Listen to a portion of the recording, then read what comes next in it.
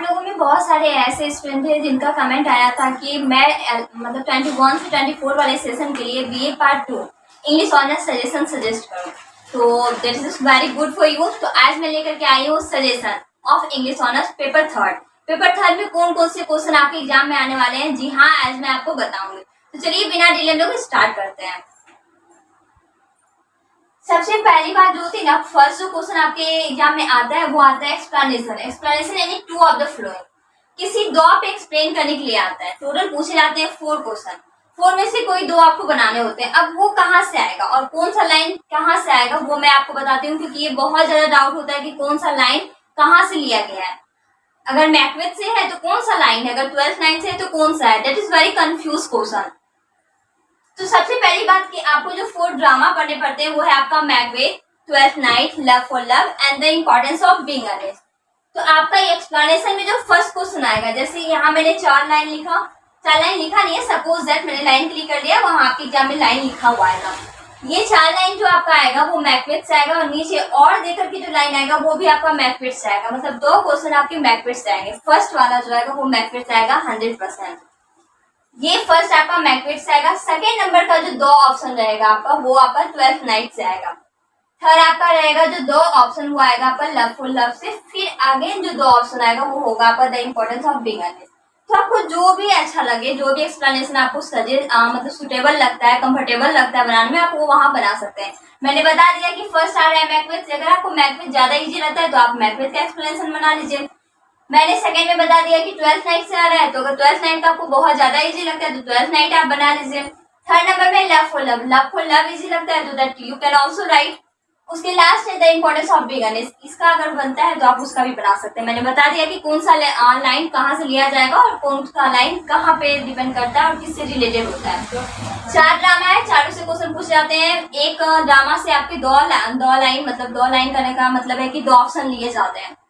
तो that's only depend on you. ये आपका मार्क्स आता है 8 × 2 = 16 मार्क्स, मतलब 8 नंबर का आता है। 2 एक्सप्लेनेशन बनाना है, 8 मार्क्स का आएगा, 16 मार्क्स आपको मिलेंगे। एक्सप्लेनेशन का बेसिक क्या होता है ना, फॉर्मेट पता होना चाहिए कि फॉर्मेट क्या कहता है, फॉर्मेट बनाने का तरीका क्या होता है। That's very important to know about that. फिर सेकेंड नंबर का जो क्वेश्चन आता है वो आता है क्रिटिकल एप्रिसिएशन पे। वो आएगा आपका मैकबेथ से रिलेटेड, जो कि 14 मार्क्स कवर करेगा। अब मैकबेथ से 3 मैंने बताया कि इन 3 में से कोई एक आ सकता है आपके एग्जाम में, पर हाँ ये कंफर्म है कि सेकेंड आपका मैकबेथ से आएगा। वो होगा आपका मैकबेथ कैरेक्टर स्केच, मतलब कैरेक्टर स्केच करने के लिए आएगा मैकबेथ में कि मैकबेथ कौन था, नहीं था, क्या उसका भूमिका है, उसका क्या इंपॉर्टेंस है मैकबेथ ड्रामा में, वो आपको डिफाइन करना होगा वहां। या तो फिर आ सकता है super natural element in Macbeth का सुपर नेचुरल एलिमेंट आपको लिखना होगा। थर्ड मैंने ऑप्शन दिया समरी ऑफ मैकबेथ का समरी लिखना है कि मैकबेथ में वास्तव घटना किस बात से हुई है, क्या कहना चाहते हैं कवि, वो आपको बताना होगा। मतलब ड्रामेटिस्ट विलियम शेक्सपियर क्या बताना चाहते हैं। सेकेंड नंबर मैकबेथ से आता है, जिसमें मैंने 3 बताया है। हो सकता है आपके एग्जाम में मैकबेथ का कैरेक्टर स्केच करने आ जाए, हो सकता है आपके एग्जाम में सुपरनेचुरल एलिमेंट इन मैकबेथ आ जाए, या फिर थर्ड आ सकता है समरी ऑफ मैकबेथ। कितने मार्क्स आएगा, 14 मार्क्स का क्वेश्चन आएगा। अब कितने पेज में लिखने होंगे, वो अप्रोक्स 4 से एबव होना चाहिए। 4 पेज से तो ज्यादा लिखना ही होगा, क्योंकि आपका 14 मार्क्स मिल रहा है, 4 मार्क्स नहीं है, 14 मार्क्स है, तो उसमें आपको ज्यादा से ज्यादा पेज लिखने होंगे, अप्रोक्स 4 पेज लिखने होंगे। फिर है आपका 12th नाइट। थर्ड नंबर जो क्वेश्चन आता है वो आता है आपका 12th नाइट से। 12th नाइट से मैंने 3 क्वेश्चन लिए हैं कि जो आपके एग्जाम में आने वाले हैं। ऑर्सिनो का कैरेक्टर स्केच करने आएगा। अगर आपने स्टोरी सुना होगा कि 12th नाइट में क्या क्या होती है, तो उसका एक कैरेक्टर है ऑर्सिनो का कैरेक्टर स्केच, ऑर्सिनो क्या था, क्या भूमिका रही थी उसकी, क्या वास्तव में उसका इंपॉर्टेंस था, वो आपको बताना होगा ऑर्सिनो की कैरेक्टर स्केच में। फिर आ सकता है 12th night as a romantic comedy. 12th night जो है एक रोमांटिक कॉमेडी के रूप में देखा गया है, तो ऐसा क्यों, ऐसा क्या घटना घटा है जिसको रोमांटिक कॉमेडी कहा गया है। थर्ड है summary of 12th night. 12th night का समरी डिफाइन करना है। ये मैंने बात किया 3 क्वेश्चन के ऊपर। फर्स्ट एक्सप्लेनेशन, सेकेंड मैकबेथ से आएगा, थर्ड आपका 12th नाइट से आएगा। तो चलिए देखते हैं आगे और कौन से क्वेश्चन आपके एग्जाम में आने वाले हैं। 4th नंबर जो आपका क्वेश्चन आने वाला है वो आने वाला है आपका लव फॉर लव से, जो कि क्वेश्चन आएगा आपका 14 मार्क्स का, जिसमें कि मैंने 3 दिए हैं ऑप्शन की, ये तीनों में से कोई भी आपके एग्जाम में आ सकता है लव फॉर लव से।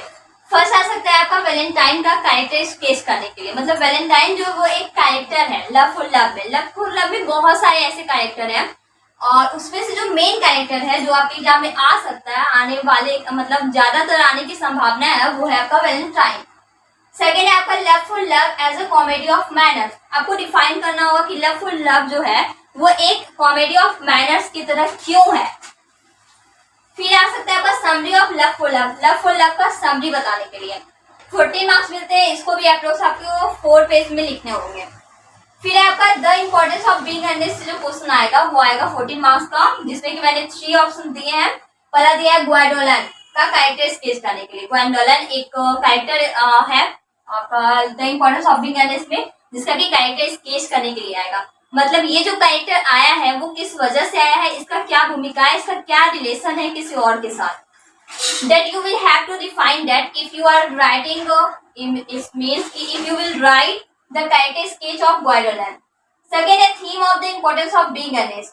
The importance of being honest का थीम बताने के लिए कि अगर writer the importance of being honest लिखे हैं तो उसका title the importance of being honest क्यों पड़ा। Summary of the importance of being earnest, इसका समरी लिखना है कि क्या स्टोरी है, क्या कहानी है इसके पीछे, क्यों बताया गया है, इससे हमें क्या सीखने को मिलती है। That you will have to define that. ये भी आपका आता है 14 मार्क्स का, अप्रोक्स 4 पेजेस आपको लिखने होंगे एग्जाम में। टोटल क्वेश्चन हो गया 5। अब जो 6 नंबर क्वेश्चन आता है वो आता है आपका शॉर्ट नोट्स। मतलब शॉर्ट नोट्स लिखने आते हैं जो कि 4 मार्क्स के होते हैं, 2 बनाने होंगे। ऑप्शन आपका 4 भी रह सकता है, 5 भी रह सकता है। मैंने ऑप्शन में दिया है poetic justice, that's very important, dramatic irony, sentimental comedy, burlesque या इंटरल्यूड या tragic comedy.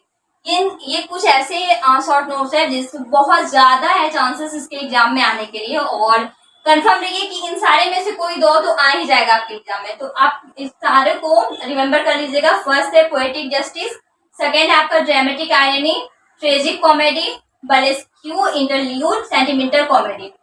That's very important of short notes. ये आते हैं आपके 8 मार्क्स के। फिर आपका ऑब्जेक्टिव 20 मार्क्स का आता है, जिसमें कि 10 क्वेश्चन पूछे जाते हैं। इस क्वेश्चन है 2 मार्क्स। प्रत्येक क्वेश्चन का 2 मतलब मार्क्स डिस्ट्रीब्यूट किया गया है, और कभी कभी ऐसा करता है कि 20 पूछ लेता है, जैसे मैचिंग पूछ लेगा और 10 आपका ऑब्जेक्टिव पूछ लेगा। पर ज्यादातर चांसेस रहते हैं कि 10 ही क्वेश्चन पूछने का, वो भी आते हैं MCQ मल्टीपल चॉइस क्वेश्चन पूछने का। टोटल क्वेश्चन आपके 7 आते हैं। 7 का 7 ही डिफाइन करना पड़ता है कि क्योंकि ऑल टू ऑल क्वेश्चन आपको रिमेम्बर और फिर लिखने की जरूरत होती है। वहां कंपलसरी होता है कि सारे क्वेश्चन का आंसर आप दें। ऑनेस्ट पेपर का मतलब ही होता है कि टोटल क्वेश्चन का आंसर जो जितना पूछ रहा है, जो जितना मांग रहा है उतना। जैसे कि मैंने सजेस्ट कर दिया कि आपको इस टाइप से सजेशन मिलने वाला है, मतलब सेम टू सेम यही हुबहू आपके एग्जाम में आने वाला है। Just be prepare for exam, and if you have any doubt you can ask me on comment box. Thank you so much for watching my channel.